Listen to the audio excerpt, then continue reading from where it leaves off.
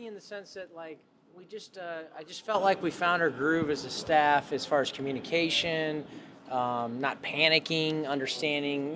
Games don't always go your way. The first half felt eerily similar to more like an NFL game. Like we just had very few possessions. It was like 3 possessions and then the 2-minute drive, and it just long drives and.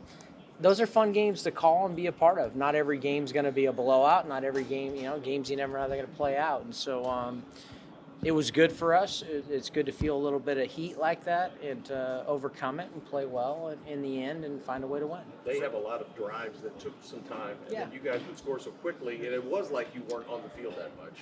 Yeah, I mean, and we had our first drive was a great touchdown drive. Then the second drive, we took a sack that put us behind the chains and stopped the drive. And then, and then that third one just boom, it was good, But the end of the half was unfortunate the way that went down. We had a drop and a fumble, which put the defense in a bad spot.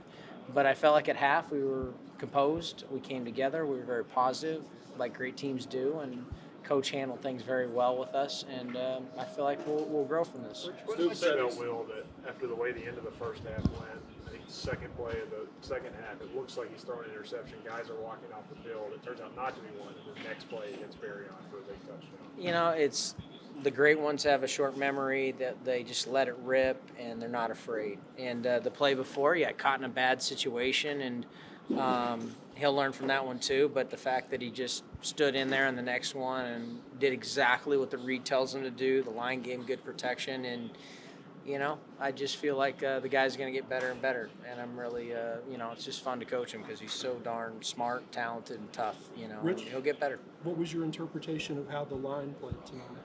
It was pretty good. I thought there's some things to clean up. It wasn't perfect. There was a couple runs that could have been better. There was the sack on the second drive. I thought that we got strung out at tackle and guard, which shouldn't happen in that protection. But they shored it up as the game went. They blitzed a lot more than I thought they were going to. They had their best corner was out, so they chose to pressure us a lot, and we had to adjust. But I thought overall they did a nice job. A couple of times Will got hit or sacked or whatever wasn't on the line, So. I think they're playing better, and we had our 5 out there, and they're going to gel a little bit. And I think when C-Rod pops back in there, we'll get some confidence too. And I like where we'll be headed. How big a difference is he going to make, Chris? Again, I think those other guys have stepped in there and smoke, and those guys run hard. But he's special. C-Rod's one of. You just don't do what he did last year. I see it every day in practice. He's a difference maker, and difference makers are what they are. And I think that just provides you something different.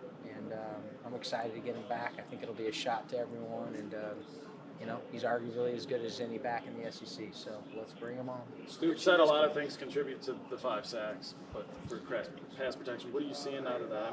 What still needs to be seen out of that?